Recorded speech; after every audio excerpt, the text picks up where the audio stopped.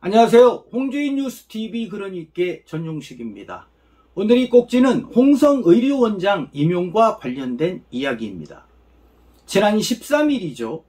충남도청 주향대변인은 기자회견을 통해 현재의 홍성의료원장 재임용과 관련해 입장을 밝혔습니다. 3년 전 박 후보자가 도의회 인사청문회를 통과했음에도 불구하고 이번 도의회의 부적합 의견에는 유감이다. 그렇지만 도의회 의견을 존중해 임용 절차를 재추진하겠다라고 밝혔습니다. 물론 지난 3년간의 공은 인정했습니다. 코로나 위기에 잘 대처한 점, 또 산부인과 감염 환자의 응급분만을 추진한 점, 그리고 분만 취약지 거점 의료기관으로서 산부인과 진료 특화를 추진한 점, 이러한 점은 인정을 했습니다. 그렇지만 홍성의료원장 임원 추천의원회 구성 등의 절차가 매끄럽지 못한 그러한 부분에 대해서 관련 부서를 강하게 질책도 했고 철저한 보완을 지시했다고 이날 밝혔습니다. 이처럼 요식행위로 여겨진 인사청문회에서 이처럼 이례적인 결정을 내렸다고 일각에서는 평가하고 있는데요. 여기서 잠깐 체크 하나 하겠습니다. 홍성의료원장 임원 추천위원회, 홍성의료원장 임원 추천위원회는 지방의료원 설립 및 운영에 관한 법률 제9조, 의원회는 원장이 임명되는 때까지 존속한다. 임원추천위원회 설치 및 운영규정 제13조, 후보자 재추천 요구 시 추천위원회는 지체 없이 재추천한다. 이렇게 규정하고 있기 때문에 현재 홍성의료원장 임원추천위원회를 재구성해야 하는 것입니다. 앞서 말씀드린 의원회 구성과 절차가 매끄럽지 못한 부분은 사실 이해가 잘 되지 않는데요. 왜냐하면 도지사가 2명, 도의회에서 1명, 홍성의료원 이사회에서 4명, 이렇게 총 7명으로 구성되는 것이 임원추천위원회입니다. 그런데 문제가 된 것은 홍성의료원 이사회에서 추천된 임원추천위원회 의원의 일부가 부적절하다는 의견, 이게 가장 큰 문제입니다. 그리고 절차상의 문제, 특히나 임원 추천을 위한 회의를 했는데 이때 작성된 회의록이 없었다는 것입니다. 어쩌면 내부적으로 현재의 원장이 재임용이 분명히 될 것이니까 그냥 대충 어물쩡 넘어가자, 이렇게 추진된 것이 아닌지 생각이 듭니다. 다시 한번 체크 하나 하겠습니다. 인사청문회 장관이나 그럴 때 하는 거 아니야 하고 궁금해 하시는 분들이 계실 것 같아서 일단 짚어보고 넘어가겠습니다. 충남도 공공기관장 인사청문회는 지난 2018년 9월 충남도청과 충남도의회와의 첫 협약을 체결했었습니다. 이때는 7개였고 지난 2021년 2월에는 10곳으로 대상을 확대했습니다. 그래서 총 10곳인데요. 그 대상은 공주, 서산, 천안, 홍성 4개 의료원장, 그리고 충남교통연수원장, 충남개발공사 사장, 충남사회서비스원장, 충남문화재단, 여성정책개발원장, 이렇게 10곳입니다. 물론 인사청문 대상자는 뭐 이력서, 가족관계 증명서, 주민등록 등 초본, 졸업증명서, 경력증명서, 자격증사본, 직무수행계획서 등을 제출해야 하고, 물론 추가 자료 제출 요청에도 응해야 합니다. 그래서 인사청문은 공공기관장 후보자의 그 경영 능력과 업무 수행 능력, 그리고 인사청문은 공공기관장 후보자의 경영 능력과 업무 수행 능력 등에 대해 질의 답변하는 방식으로 검증을 합니다. 홍주인 뉴스TV 그러니까 전용식 이제 본격적으로 시작을 하겠습니다.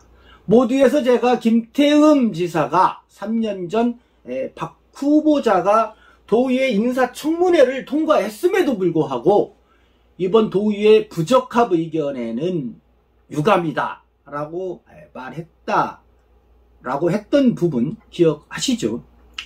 사실 3년 전인 2019년에도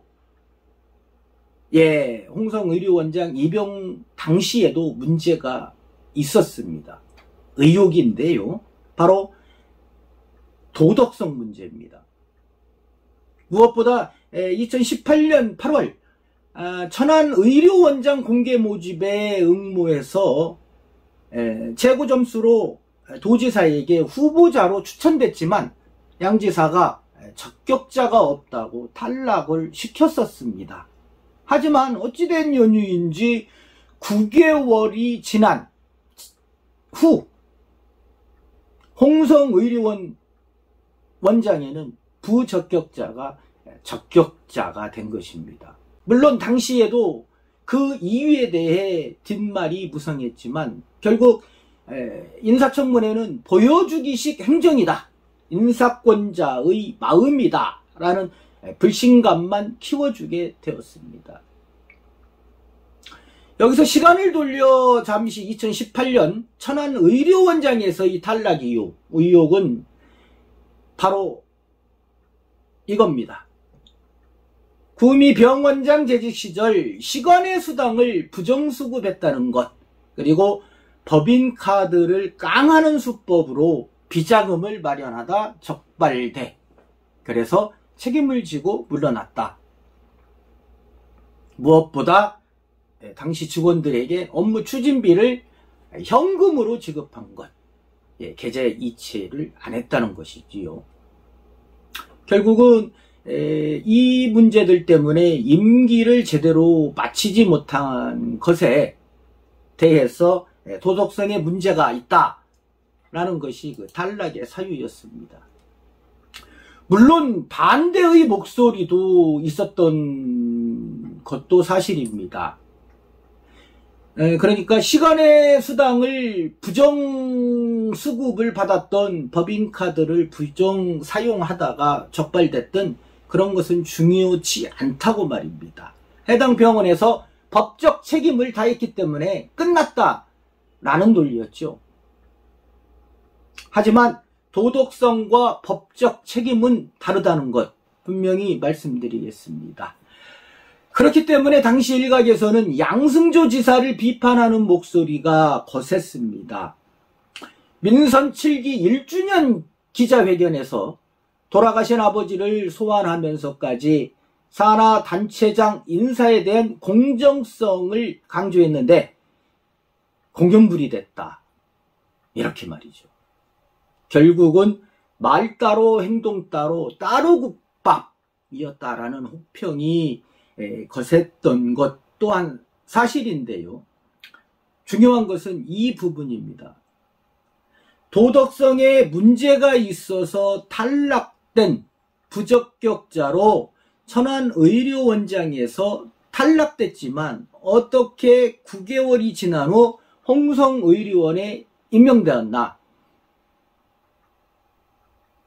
이때 세간의 소문은 그랬습니다. 결국은 양지사의 입김이었다라고 말이죠. 익명을 요구한 전 민주당 도의원은 더 팩트와의 전화통화에서 이렇게 밝혔습니다.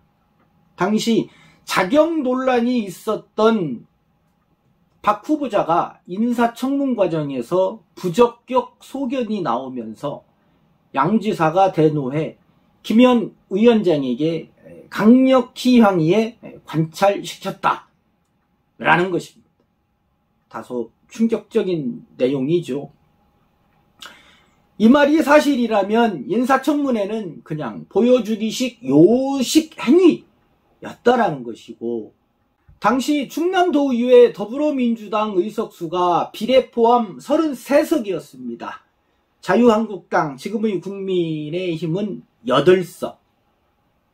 예, 이렇게 절대적인 우위에 있었으니 더불어민주당이요, 가능한 일이었을 것이다, 이렇게 생각이 듭니다. 그렇다면 자, 지금 시점에서 도의회에서 박 후보자를 반대한 이유는 무엇일까요? 역시 마찬가지로 앞서 말씀드린 도덕성 문제입니다. 신기하게도 박 후보자는 돈과 관련된 문제가 불씨가 되는데요. 핵심만 먼저 말씀드리면, 정부에서 받은 손실보상금의 처리 과정에서 홍성 의료원 정관을 위배했다는 점입니다. 이 문제를 인사청문회에서 추궁한 것이고요. 자, 지금부터 이 부분에 대해서 자세히 들여다보겠습니다. 사실 홍성 의료원은 2018년부터 2020년까지 3년 연속 적자를 기록했습니다. 그러면서 부채 비율이 200%를 상회하는 등 정부로부터 부채 중점 관리 기관에 포함되기도 했습니다. 사실 공공성을 배제하면 부도가 나도 하등 이상한 것이 없는 만성 적자의 허덕이는, 그렇기 때문에 반드시 경영 개선과 비용 절감 등 재정 안정성을 도모해야 할 시기였습니다. 그런데 말이죠, 이러한 시기에 작년 4년 만에 흑자로 전환됩니다. 무려 199억 원의 수익이 발생한 것입니다.